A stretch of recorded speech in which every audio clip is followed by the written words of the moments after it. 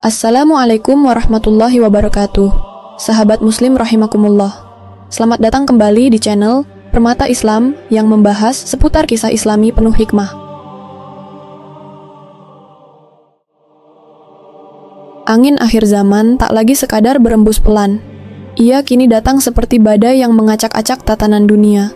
Fitnah kian terbuka dan kebenaran seakan dikepung dari segala penjuru. Di tengah kekacauan dunia yang makin membara, satu nama kembali menggetarkan hati kaum muslimin, Imam Mahdi, sang pemimpin akhir zaman, yang janji kemunculannya sudah disebutkan dalam banyak hadis syahih.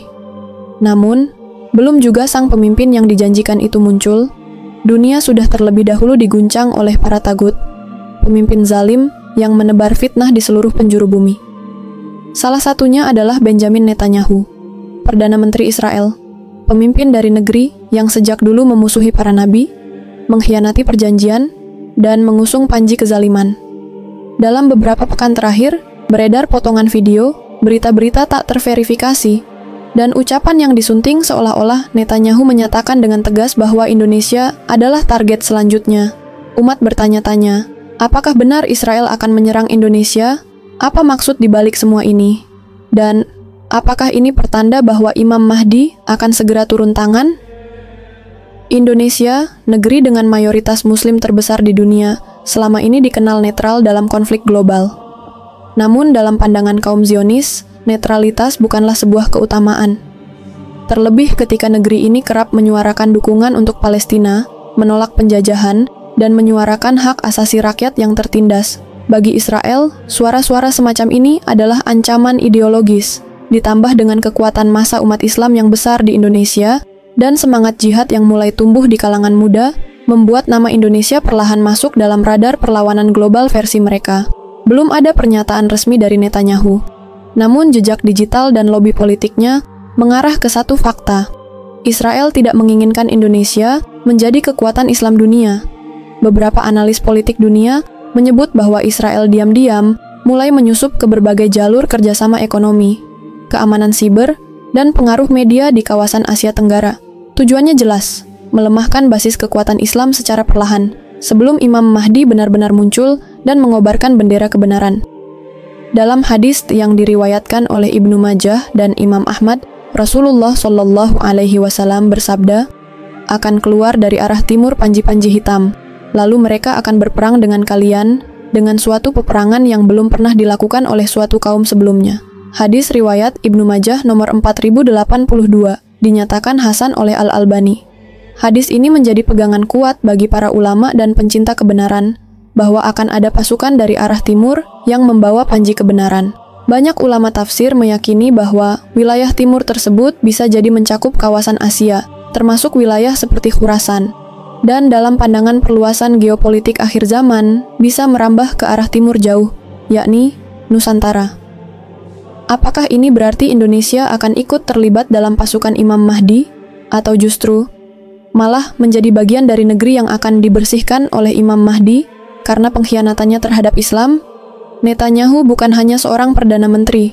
Ia adalah simbol modern dari keangkuhan Bani Israel.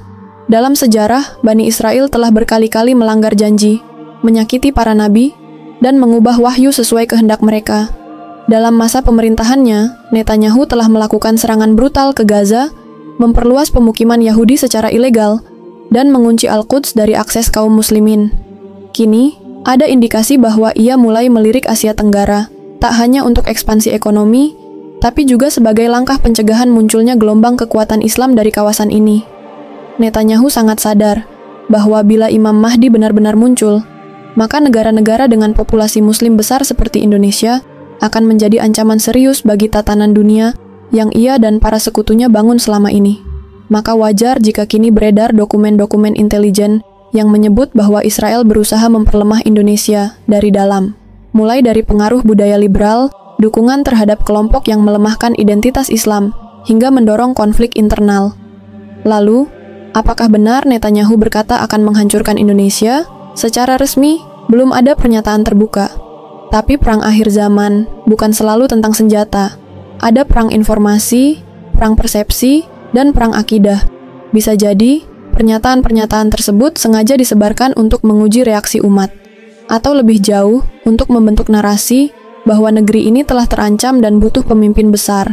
Hingga saat itulah, umat mulai berharap pada satu sosok, Imam Mahdi.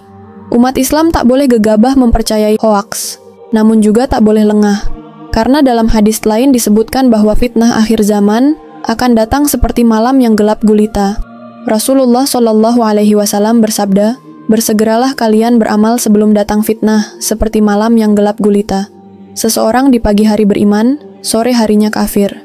Hadis riwayat Muslim nomor 118. Kemunculan Imam Mahdi adalah janji Allah bagi umat ini. Ia tidak datang untuk menghancurkan umat Islam, tapi untuk membersihkan barisan dari kemunafikan dan kebusukan yang tersembunyi. Namun yang menjadi pertanyaan adalah, apakah semua negeri Islam akan bersatu menyambutnya? Tidak semua. Sebagian akan memeranginya. Sebagian akan menolaknya karena terikat dengan sistem dunia. Dan sebagian lainnya akan disingkirkan. Ia akan dibayat di dekat Ka'bah, lalu memimpin umat untuk memerangi para tagut dan penindas. Dan ketika Imam Mahdi mulai mengibarkan panjinya, maka musuh-musuh Islam akan gemetar. Termasuk Netanyahu dan rezim Zionis yang dipimpinnya. Apakah Indonesia akan berada di barisan Imam Mahdi, atau malah bersekongkol dengan musuh-musuhnya? Hari ini, yang kita hadapi bukan hanya isu tentang Netanyahu atau Israel, tapi ini soal posisi kita di akhir zaman. Soal kemana hati kita akan condong ketika fitnah datang. Apakah kita akan berdiri bersama Imam Mahdi, atau malah menjadi bagian dari sistem dunia yang diam-diam memerangi Islam? Netanyahu mungkin belum benar-benar mengatakan akan menghancurkan Indonesia, tapi yang lebih penting dari itu adalah, apakah Indonesia sedang menghancurkan dirinya sendiri dengan menjauh dari Islam? Jika kita lihat kondisi umat hari ini, perpecahan, kemunduran, kebutaan terhadap Al-Quran dan Sunnah, maka kehancuran bukan datang dari luar, tapi dari dalam. Dan bila Imam Mahdi benar-benar muncul, maka ia bukan hanya akan melawan Israel, tapi juga membersihkan barisan umat Islam dari segala kepalsuan. Inilah fase penyaringan. Bukan hanya siapa yang berani angkat senjata, tapi siapa yang bersedia meninggalkan sistem kufur dan kembali tunduk pada hukum Allah. Sebab ketika Imam Mahdi muncul, tak ada lagi tempat bagi yang berdiri di dua kaki. Satu di Islam, satu di dunia. Tak ada lagi yang bisa bermain aman. Umat akan terbelah. Bukan antara timur dan barat, tapi antara yang jujur dalam tauhid dan yang masih mengabdi pada tagut meski berlabel Muslim. Disinilah posisi Indonesia jadi sorotan. Negeri ini besar, penuh potensi, dan punya sejarah panjang perjuangan Islam. Tapi juga penuh fitnah, modernisasi tanpa arah, serangan budaya dari luar, penguasa yang lebih takut pada tekanan internasional daripada murka Allah. Semua ini menjadi bom waktu. Netanyahu dan para pemimpin dunia tahu, Indonesia punya kekuatan besar, tapi kekuatan itu belum bersatu. Mereka tidak perlu menghancurkan Indonesia dengan senjata, cukup pecah belah dari dalam. Lemahkan ulama, hancurkan pendidikan Islam, dan buat umat sibuk bertengkar soal hal-hal kecil. Itulah siasat iblis yang paling tua dan paling efektif. Tapi mereka lupa satu hal. Akhir zaman tidak bermain sesuai skenario politik manusia, ia tunduk pada takdir ilahi. Dan saat Imam Mahdi muncul, permainan ini berakhir. Beberapa ulama salaf pernah mengatakan bahwa sebelum Imam Mahdi memimpin dunia, akan ada fase penyaringan. Umat akan dibersihkan satu demi satu, dari negeri ke negeri. Yang tidak layak akan tergilas, yang layak akan berdiri di belakang panji hitam. Dan dari sekian banyak negeri Islam, hanya sebagian kecil yang akan benar-benar siap. Bukan soal teknologi, bukan soal kekuatan militer, tapi soal ketaatan pada Allah dan keberanian membela kebenaran. Kita harus jujur, hari ini berapa banyak pemuda Indonesia yang lebih hafal nama-nama idol K-pop daripada nama-nama sahabat Rasulullah? Berapa banyak masjid besar berdiri megah, tapi kosong dari ilmu dan dakwah yang menegakkan tauhid? Berapa banyak orang tua yang lebih bangga anaknya jadi PNS daripada jadi penghafal Quran? Inilah yang akan dilihat oleh Imam Mahdi. Ia tidak akan peduli pada bendera merah putih atau lambang Garuda. Ia akan mencari siapa yang benar-benar setia pada Islam. Dan jika negeri ini lebih sibuk memelihara kebanggaan nasionalisme daripada akidah, maka bersiaplah. Bukan perlindungan yang datang, tapi teguran. Imam Mahdi bukan tokoh fiksi. Ia bukan mitos. Dalam hadis syahih yang diriwayatkan Abu Dawud dan Ahmad, Rasulullah Shallallahu Alaihi Wasallam menyebutkan ciri-cirinya secara jelas. Bahkan nama ayahnya pun disebut. Ia akan muncul di Makkah, dibaiat dengan paksa oleh segelintir orang syalih di dekat Ka'bah. Dan dari sanalah dunia akan berubah. Kita harus luruskan satu hal penting. Imam Mahdi tidak muncul untuk membalas dendam. Ia tidak memimpin perang karena sakit hati. Ia muncul untuk menegakkan keadilan yang telah dikubur oleh generasi-generasi zalim sebelumnya. Jika benar Netanyahu atau siapapun dari kalangan Zionis berencana menghancurkan Indonesia, baik secara militer, ideologi, maupun budaya, maka Imam Mahdi akan memutus rencana itu. Tapi bukan karena Indonesia sebagai negara, melainkan karena di dalam negeri ini ada hamba-hamba Allah yang setia, yang tak pernah berhenti berdoa, yang tak henti mendidik anak-anak mereka, mencintai Al-Quran dan jihad. Imam Mahdi hanya akan membela yang layak dibela, dan ia akan membersihkan yang layak dibersihkan. Maka tugas kita bukan sibuk membongkar konspirasi Netanyahu, tapi mempersiapkan negeri ini agar pantas dibela Imam Mahdi. Dalam banyak hadis disebutkan bahwa Imam Mahdi akan memimpin serangkaian perang besar, termasuk satu yang disebut sebagai Al-Malhamah Al-Kubra, perang besar antara kebenaran dan kebatilan. Dalam perang ini, pasukan Imam Mahdi akan bertempur melawan kekuatan dunia yang dipimpin oleh bangsa-bangsa besar, termasuk Yahudi dan sekutu-sekutunya. Apakah Israel termasuk yang akan dilibas? Jawabannya, iya. Dan siapapun yang berdiri bersama mereka akan merasakan kehancuran yang nyata. Maka jika benar ada rencana menghancurkan Indonesia, dan bila Indonesia ikut memerangi kebenaran, maka negeri ini akan digulung bersama para taghut lainnya. Tapi bila sebaliknya, bila negeri ini bangkit, umatnya bersatu, para pemimpinnya kembali pada syariat, maka Indonesia akan jadi benteng. Bahkan bisa jadi, sebagian pasukan Imam Mahdi akan datang dari negeri ini. Di balik semua kegelisahan dan ketakutan ini, harapan itu belum padam. Masih ada anak-anak muda yang mencintai sunnah. Masih ada pesantren yang mendidik santri untuk menjadi pejuang, bukan sekadar pencari ijazah. Masih ada dai-dai yang tak bisa dibeli dengan dunia. Dan siapa tahu, dari pesantren kecil di ujung desa akan muncul pemuda yang kelak jadi panglima pasukan akhir zaman. Siapa tahu, dari masjid sederhana di gang sempit akan lahir ulama yang akan berdiri di samping Imam Mahdi, membawa kabar dari timur, "Kami datang wahai pemimpin yang dijanjikan." Maka tak perlu khawatir soal Netanyahu. Tak perlu panik soal ancaman luar. Fokuskan kekuatan kita pada satu hal, membersihkan diri dan negeri dari kemunafikan. Bangun generasi yang mencintai Allah dan Rasul-Nya. Perkuat akidah, perbaiki sholat, bersihkan niat. Karena saat Imam Mahdi datang, ia tidak akan bertanya, "Negaramu apa?" Ia hanya akan bertanya, "Di pihak siapa kau berdiri?" Dan jika Imam Mahdi adalah pemimpin kebenaran di akhir zaman, maka siapa sebenarnya tokoh kebatilan yang paling terang hari ini? Banyak yang menyebut satu nama, Benjamin Netanyahu. Tapi, benarkah ia sedang menyusun langkah untuk menghancurkan dunia Islam? Apakah Indonesia termasuk targetnya? Dan yang lebih penting, apakah Imam Mahdi akan membalas langsung kekuatan Zionis ini? Atau justru akan menyapu bersih siapapun yang diam dan ikut menikmati kezaliman mereka? Dari dulu hingga kini, Zionisme selalu bergerak dengan arah yang sama, menguasai dunia dari jantungnya, Al-Quds. Mereka bukan hanya ingin wilayah, tapi ingin kekuasaan absolut atas tanah yang pernah diinjak para nabi. Di sanalah rencana besar Dajjal akan dimulai.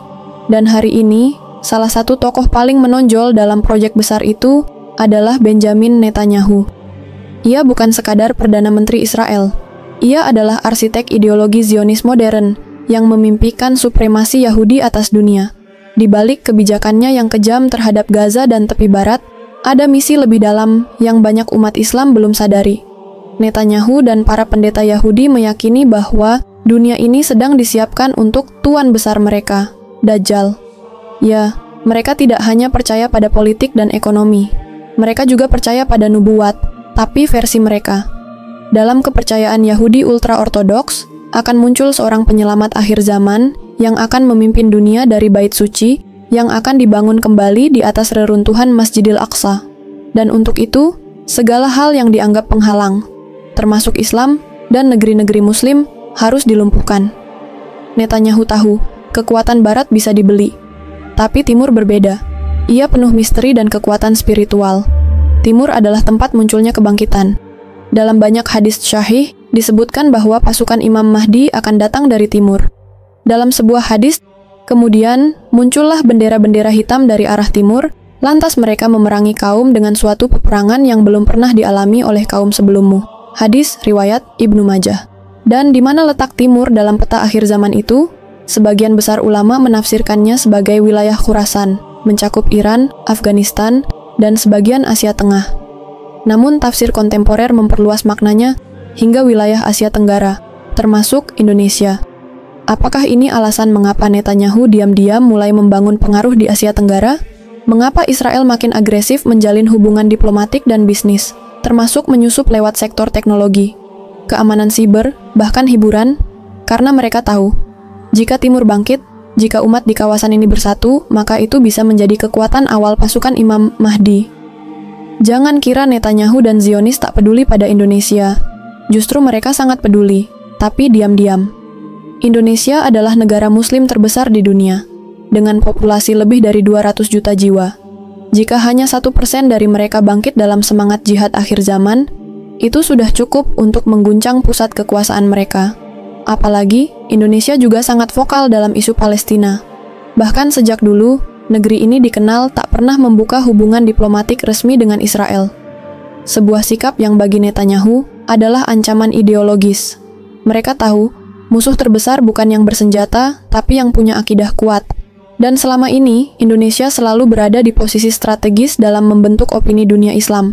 Namun di balik itu, musuh juga tahu bahwa negeri ini rapuh dari dalam. Serangan budaya, liberalisme, konflik antarumat, korupsi, penghinaan terhadap syariat, semua ini adalah bagian dari strategi untuk menghancurkan Indonesia dari dalam, tanpa perlu mengirimkan satu peluru pun. Dan Netanyahu sangat mengerti permainan ini. Kita kembali pada satu sosok yang ditakuti oleh para tagut, Imam Mahdi. Dalam banyak hadis, disebutkan bahwa Imam Mahdi akan memimpin jihad terbesar dalam sejarah manusia. Ia akan menyatukan umat, memimpin mereka dalam perang melawan kezaliman, dan membuka kembali bumi Palestina untuk kaum muslimin. Salah satu pertempuran besar itu adalah Al-Malhamah Al-Kubra, pertempuran hebat antara kebenaran dan kebatilan, di mana seluruh pasukan Islam akan melawan gabungan kekuatan dunia. Dalam hadis syahih disebut, kamu akan berdamai dengan bangsa Romawi, lalu kalian akan memerangi musuh bersama-sama. Tapi kemudian, mereka akan berkhianat dan akan terjadi peperangan besar. Hadis riwayat Abu Dawud dan Ahmad dinilai syahih oleh Al-Albani. Dan siapa musuh terbesar saat itu? Bani Israel dan sekutunya. Disebutkan dalam hadis yang sangat terkenal, hari kiamat tidak akan terjadi hingga kaum muslimin memerangi kaum Yahudi. Lalu orang Yahudi akan bersembunyi di balik batu dan pohon, namun batu dan pohon akan berkata, "Wahai muslim, ini orang Yahudi di belakangku, bunuhlah dia." Hadis riwayat Bukhari dan Muslim. Ini adalah balasan yang sesungguhnya. Bukan sekadar karena kebencian, tapi karena mereka telah melampaui batas. Netanyahu adalah simbol kezaliman modern, dan Imam Mahdi adalah penegak keadilan akhir zaman. Namun, balasan itu tak datang membabi buta. Imam Mahdi tidak akan sembarangan membela. Ia akan melihat siapa yang layak dibela. Dan negeri-negeri Muslim, termasuk Indonesia, akan ditimbang. Bukan dari jumlah penduduk, tapi dari sejauh mana negeri itu tunduk pada syariat Allah Subhanahu wa Ta'ala. Jika Indonesia hari ini penuh dengan maksiat yang dibungkus kebebasan, jika ulama ditindas dan pelaku maksiat dipuja, jika sistem hukum menjauh dari Islam, maka kita bukan berada di barisan Imam Mahdi. Kita malah menjadi penghalang.